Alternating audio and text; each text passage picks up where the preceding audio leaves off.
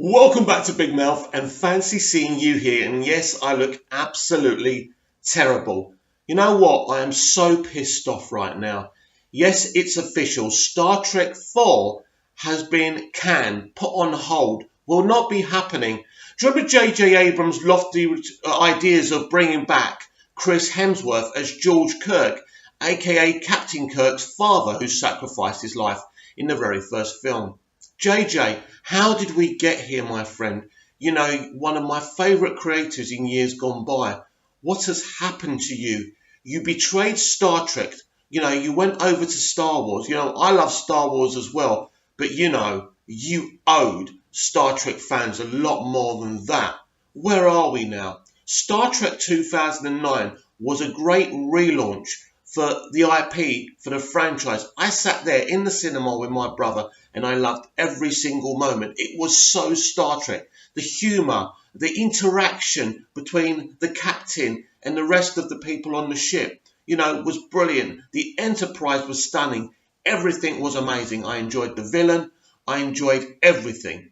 And then we got Star Trek Into Darkness, which I thought was okay, but it wasn't particularly Star Trek, was it? We had Star Trek doing an episode of 24 or Rambo. It was about a terrorist. So he cast my mate Benny Cumberbatch as Khan. Now, we all know the original version of Khan was epic. We know that Star Trek 2, The Wrath of Khan, was epic.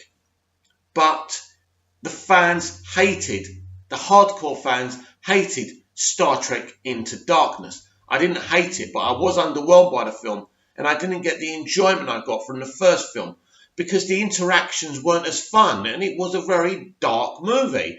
Not that Star Trek can't be dark, I just think it just didn't work. And, you know, I remember the actual producers and writers going on to kind of some place where the fans were writing about Into Darkness and actually went mad at the fans instead of actually sitting down, taking your L's and saying, you know what, guys and girls, we were wrong. We made a mistake. We'll come back with a better third movie. A third movie we know that you want. We understand your issues. No.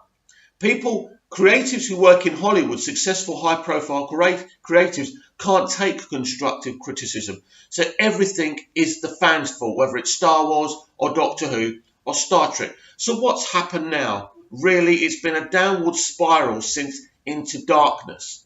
Because as I say, Star Trek 2009 was a big hit. It had rave reviews and it had a good box office and people generally liked it. I know there was some people from the hardcore audience who didn't warm to it and I respect you, I totally do. I'm not a hardcore Trekkie, but I love Star Trek. I grew up on the series, I love The Next Generation. Obviously Star Trek Discovery is a well-made TV show, but again, it's not really Star Trek, is it? And we know what's going on with that.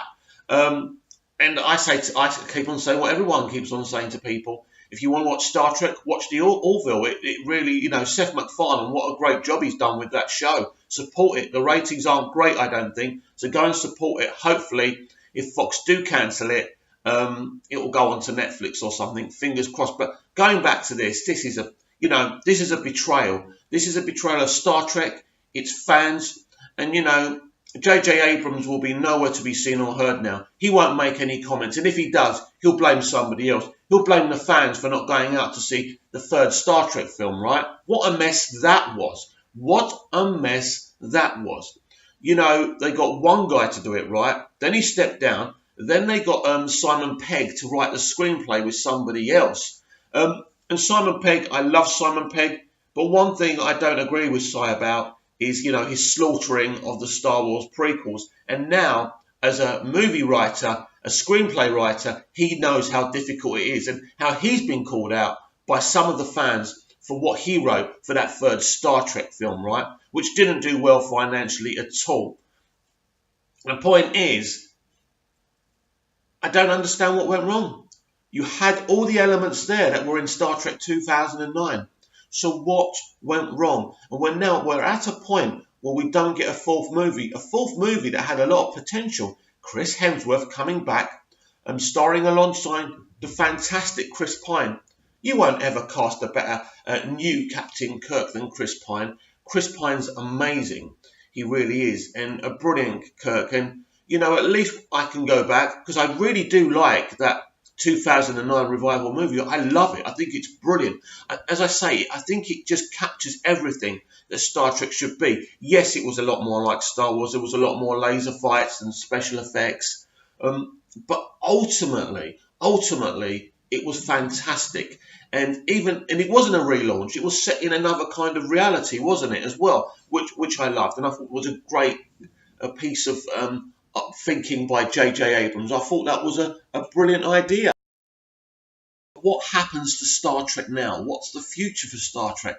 Well, in terms of the movies, they'll probably kind of reboot or relaunch or do something else eventually. I think that's it now. I think we won't see those actors come back. I think it's properly finished. I think Abrams' involvement with Star Trek is probably finished. I know Bad Robot is still involved with Star Trek Discovery, I think, but, that's a mess, and that's a car crash, and that's probably not going to last too much longer. That will go away eventually as well.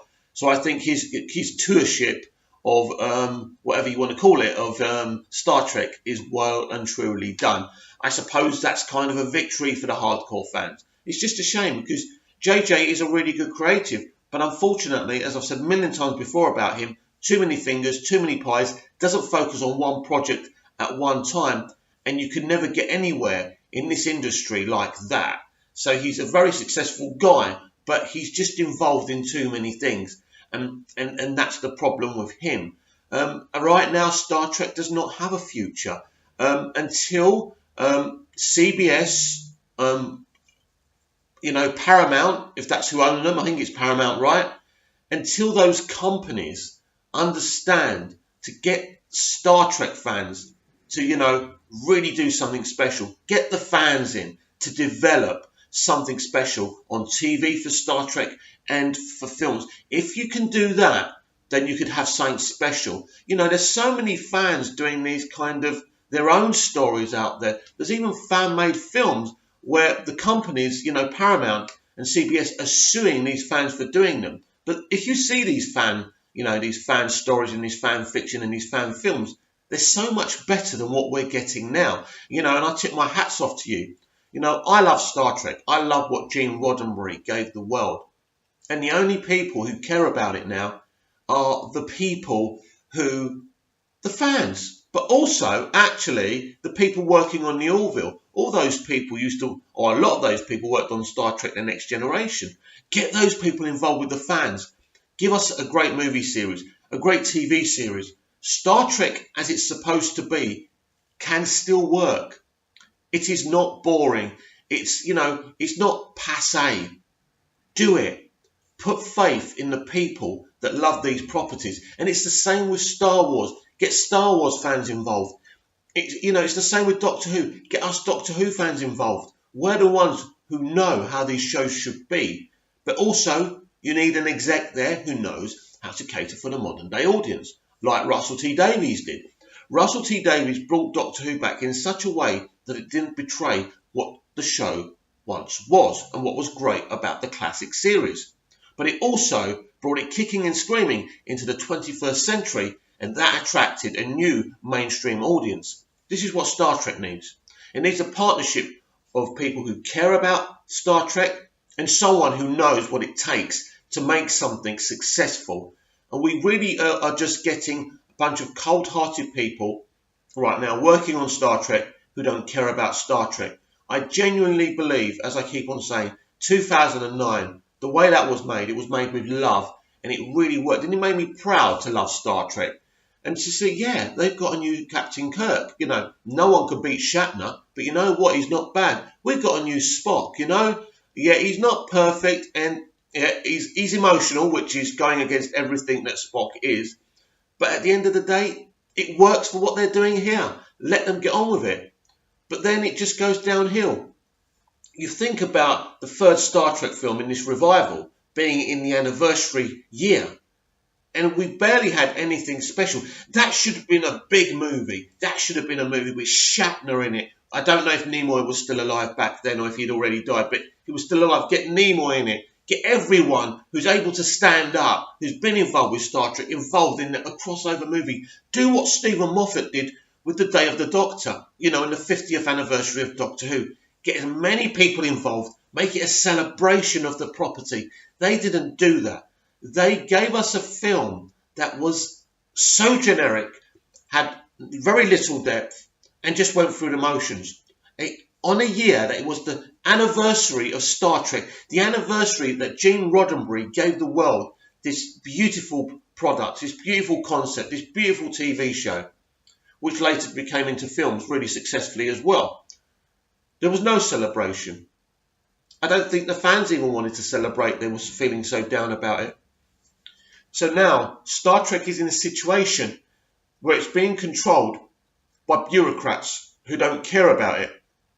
Either we have to wrestle this property away from the bureaucrats, or they need to give it to someone who cares about Star Trek.